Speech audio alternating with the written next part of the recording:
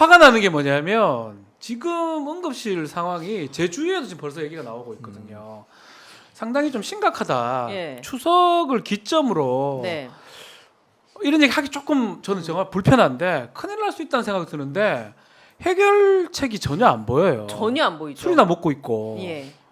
정말 환장하겠습니다. 그래서 대한응급의사회가요 설문조사를 했습니다. 전문의 475명을 대상으로 응급의학과 전문의를 대상으로 설문조사를 했는데 비상진료 체계로 위기 관리가 가능하다라는 정부의 주장에 대해서 반대 의견을 내놨습니다. 응답자의 91%가 현재 응급실은 위기 상황이다. 그리고 추석 연휴에 응급실이 위기 상황을 맞을 것이다라고 대답한 비율이 96%로 나타났어요.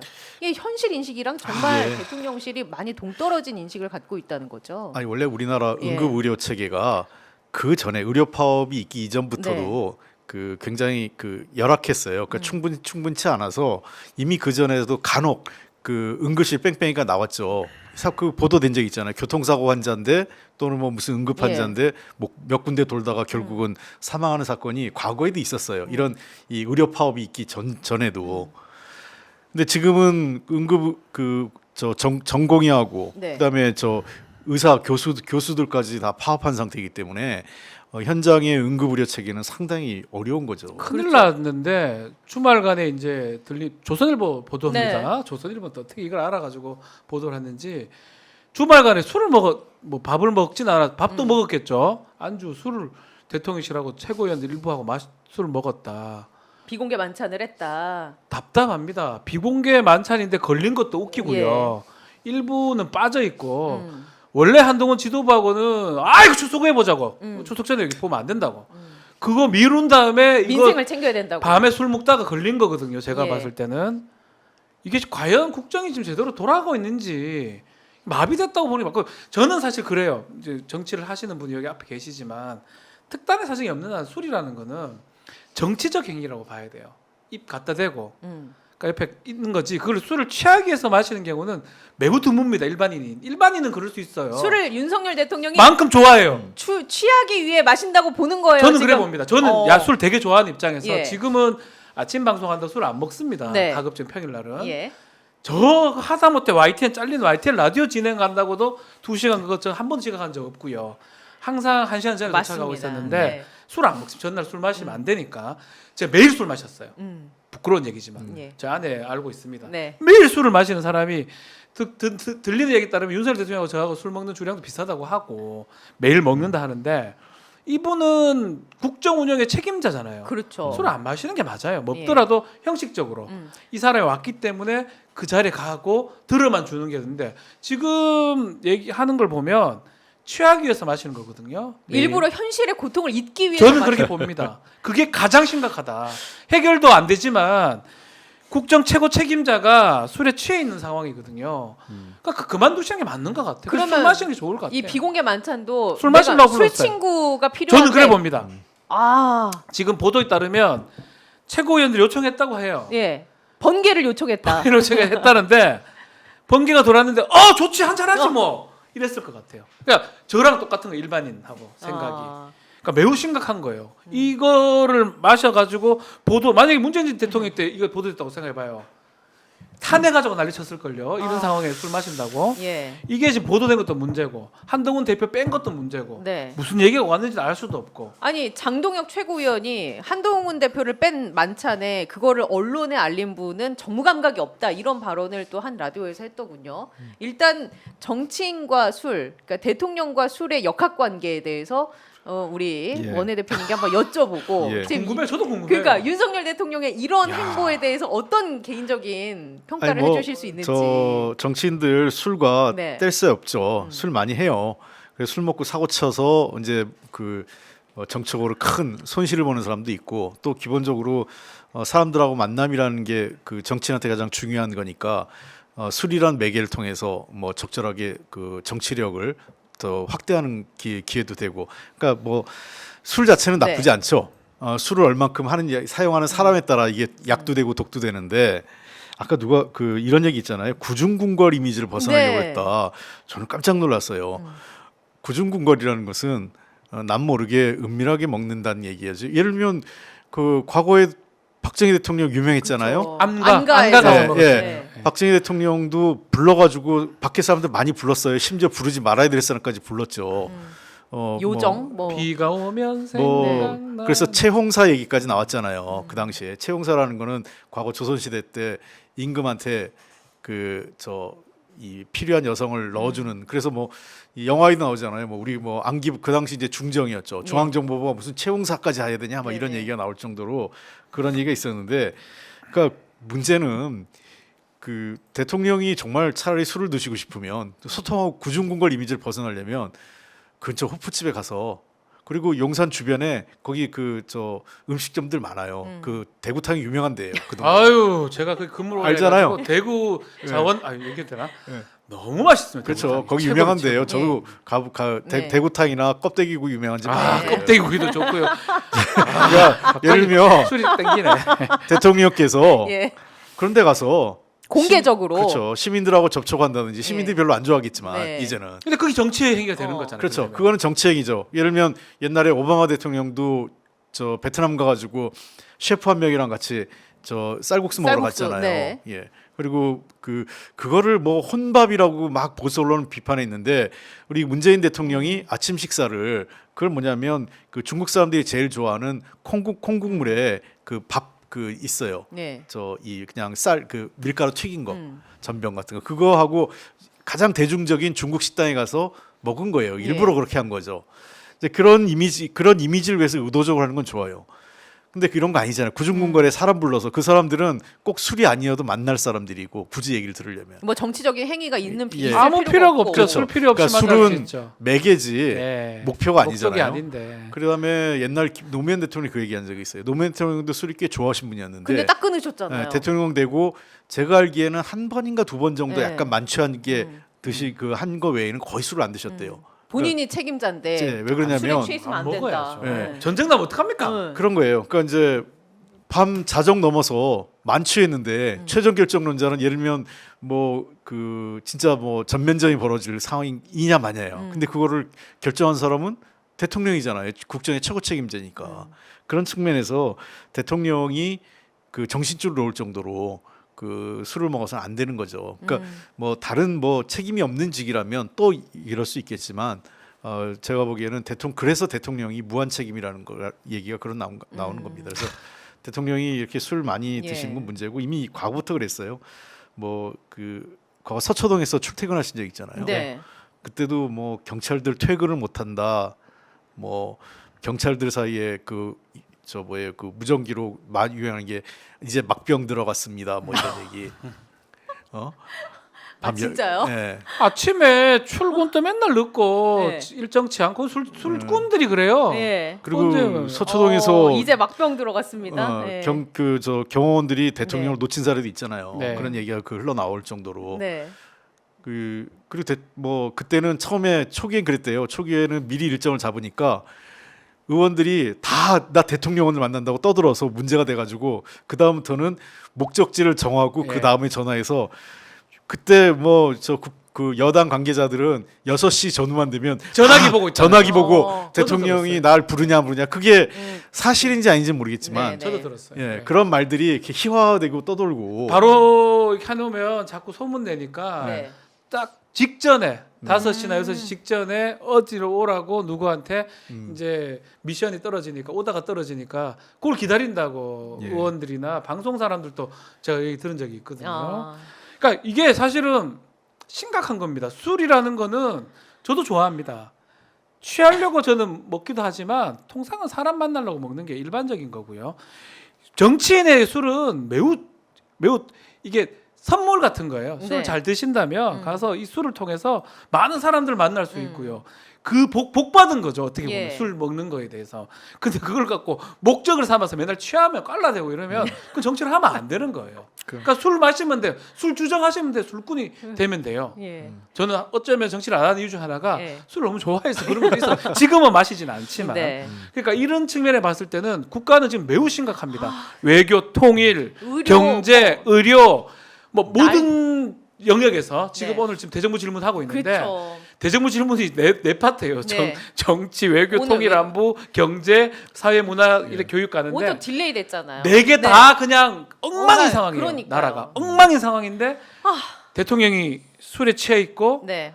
이게 뭐 한동훈 대표는 또 술 안 마시니까 안 불렀을 수도 있어요. 아, 그걸 그래서 떠나서 예. 최악이다 생각이 듭니다. 최악이다. 그 한동훈 대표는 추석 이후에 네. 체코 갔다 와서 이제 만난다라고 하는데 만났을 때 뭐 할 말이 있을까요? 이 둘은 만나서 무슨 얘기할까요? 술은 뭐 안 먹을 거고 한동훈 한동훈의 대표가 시간은 저희 방송에서 계속 네. 하지만 추석까지라고 저는 봐요. 어. 추석까지 어떠한 메시지를 낼 수 있을지. 네. 근데 시간이 흐를수록 한동훈은 못 내는 게 보이잖아요. 그러니까 결국은 부한 거예요. 쫄병이었던 거예요. 선배 검사의 쫄병. 예. 오늘 얘기를 또 해야 되죠. 이원석 총장이나 한동훈이나 두 사람 사법연수원 27기 동기이기도 하고 예. 나이 차이 조금 나지만 가는 길은 거의 같지 않나 생각이 듭니다. 음. 그러니까 그걸 극복을 못 하는 거예요. 예. 정치인들은 보면 우리 홍익 원내대표 계시지만 네. YS나 뭐 네. 이런 분들 보면 지릅니다.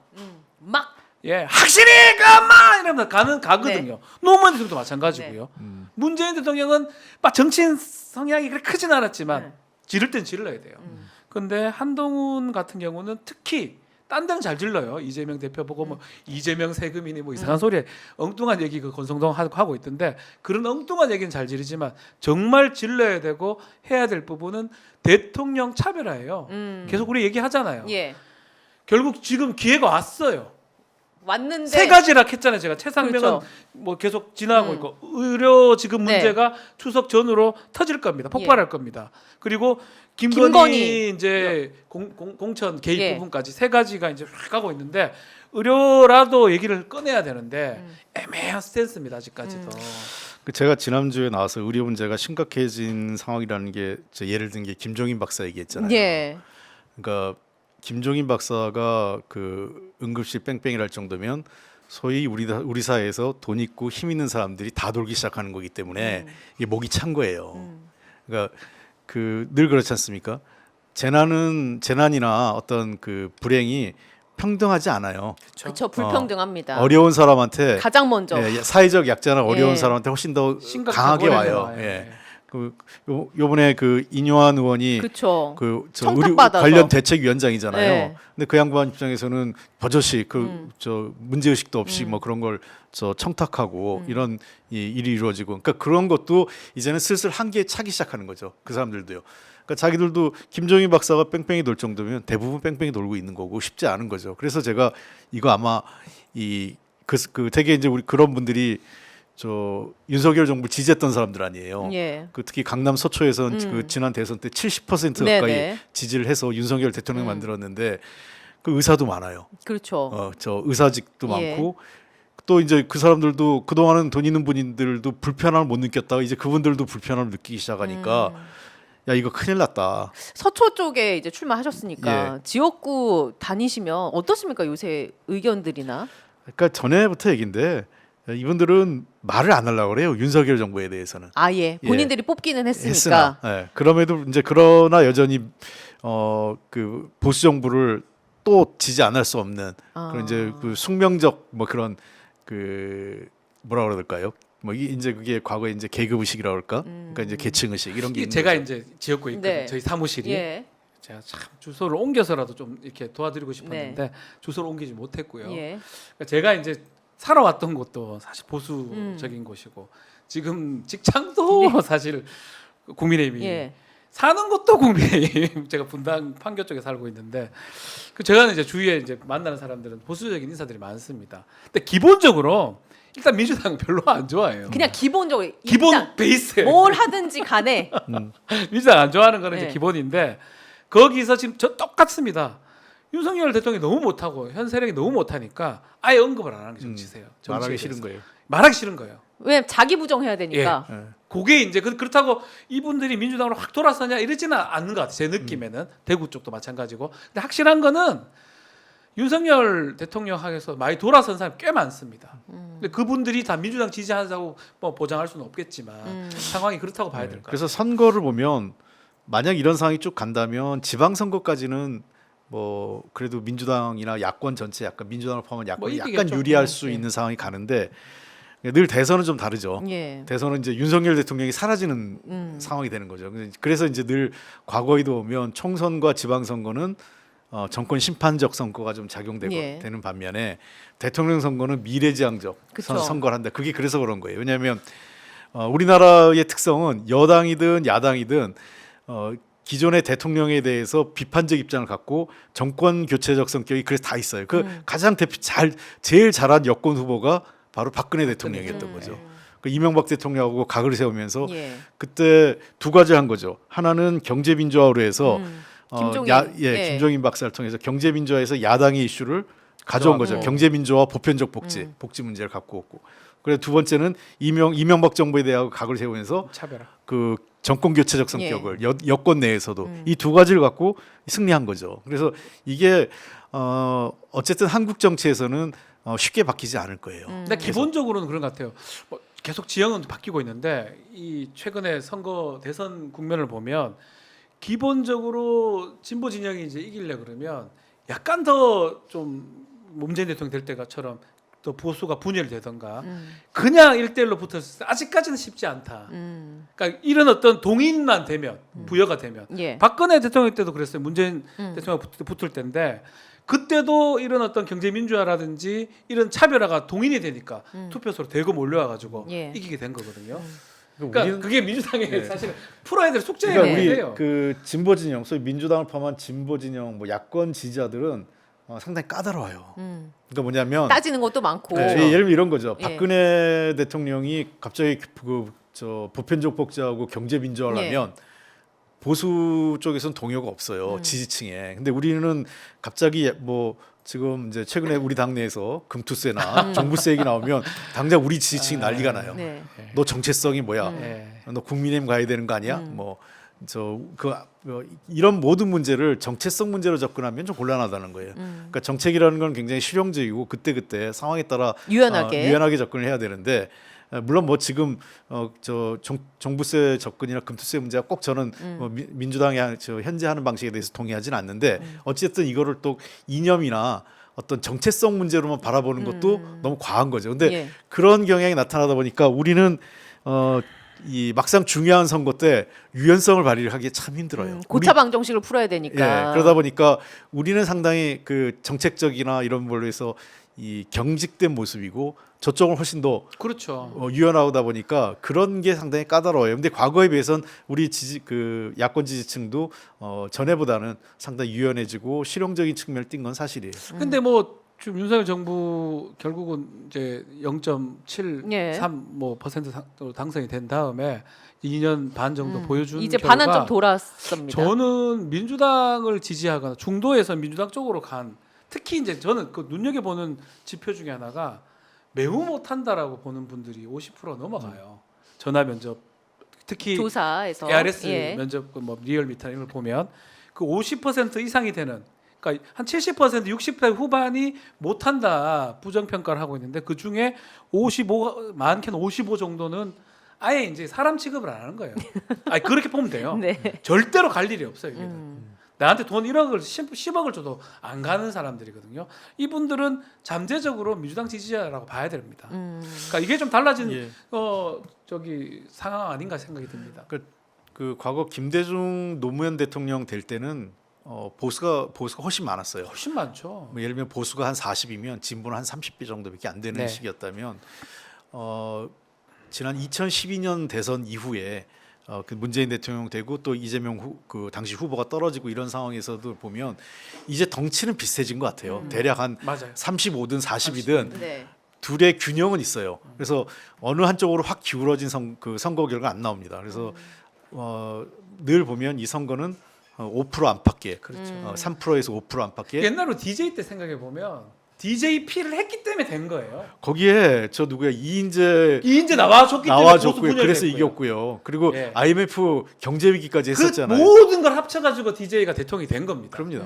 엄청 그냥 그 막 물도 뿌리고 뭐 햇볕도 맞고 모든 게 맞아 떨어졌기 때문에 됐지. 네. 만약 그 중에 하나만 빈타 안 맞았으면 안 됐어요. 그러니까 그때는 이제 제가 얘기하는 건 노무현 대통령 시기까지는 진보 보수의 표 한 10% 정도를 가져와야 이기는 거였다면 그렇죠. 지금은 서로 팽팽하고 그게 바뀐 거야. 그냥 가운데에 네. 그냥 있어요. 스윙 보터. 예. 그 사람들을 놓고 어떻게 하느냐의 싸움 정도죠. 그래서 양쪽의 덩치는 엇비슷해졌다. 그거는 결코 밀리지 않는다 이렇게 보여요. 문재인 대통령이 될 때도 우리가 가만 돌이켜 보면 그때는 박 전 대통령 박근혜 탄핵하고 이 분열 상태였어요. 보수가 네. 당시 유승민, 홍준표, 그렇죠. 안철수 세 명이 나왔어요. 그 네. 세 명의 표를 합치면 그 문재인 대통령이 이겨요. 음. 근데 분열됐기 때문에 된 거거든요, 사실은. 그러니까 우리가 냉철하게 봐야 됩니다. 항상 보수는 그만큼 있다고 봐야 되고 예. 지금 윤석열 대통령이 하는 저런 어떤 형식도 그 30% 20% 본인은 30% 이상이라고 생각할 것 같은데 그 사람들 바라보고 지금 하고 있다고 봐야 되거든요. 그러면 이제 앞으로 선거가 있을 때 이제 대통령 선거 같은 경우는 이기더라도 크게 이기는 쪽은 없을 것이다. 중간에 있는 층을 얼마나 조금 더 갖고 오느냐가 네. 판세를 가를 것이다. 그거는 라고? 이제 우리 우리가 하나의 그 벤치마킹을 해줄 만한 그 지표는 미국 대통령 선거인데요. 예. 미국 대통령 선거가 이미 2000년대 들어와서 아주 박빙이에요. 예. 이번 일방적으로 것도 전망하기가 붙어 있어요. 굉장히 어려워요. 45. 네. 지난번에 그 트럼프가 이길 때도 박빙이었고 질 때도 박빙이었고 예. 그렇게 지금 요번에도 지금 그 예측하는 사람마다 다 엇갈리잖아요. 오늘 이제 TV 토론이 있겠네요. 예, 예. 예. 중요하죠. 예. 그래서 우리나라도 보면 실제로 박근혜 대통령이 이길 때 그 3.5%인가 그때 이겼어요. 네. 이거 2012년에. 그리고 51대 47. 예. 예, 51대 4, 그래서 3.몇 프로예요 차이가. 그다음에 아까 문재인 대통령이 2017년에 당선될 때 물론 그 보수표를 다 합치면 많다고 하지만 그게 그렇게 합친다고 다 굴러가지 네네. 않거든요. 네. 그래서 그때는 뭐 탄핵이란 특수한 상황이 있었기 때문에 셈을하기가 좀 어려워. 그리고 예. 보수가 완전히 분열된 그렇죠. 상태였기 때문에 네. 지난번 그 이제 그 하나의 우리가 벤치마킹이 되는 거는 2022년 우리 지금 선거. 이번 예. 지난 윤석열 대통령이 0.7% 73, 예. 당선될 때 그걸 보면 팽팽하게 붙은 거예요. 저는 그래서 아까도 그래서 제가 이게 미래 투표를 하기 때문에 예. 그건 쉽지 않 어떻게 될지 모르겠다. 물론 현재처럼 뭐 그 엉망으로 가면 조금 더 우리한테 유리한 상황 만들어지고 있는 건 사실이에요. 네네. 자, 지금 언급하신 그 여론조사는 리얼미터 여론조사 네. 부정평가는 아우, 죄송해요. 전주 제가 많이 대비 했습니다. 0.6% 포인트 낮아진 66.1%로 나타났고요. 죄송해요. 긍정평가와 부정평가 간의 차이는 36.2%. 예, 그렇게 나타났고요. 윤 대통령에 대한 긍정평가 응답 비율은 전주 대비 0.3% 포인트 올라간 29.9% 기록했습니다. 이번 조사 무선, 유선, 자동 응답 방식이고요. 무작위 미안해요. 생성 표집들을 통한 이미 전화 걸기 방법으로 실시했고요.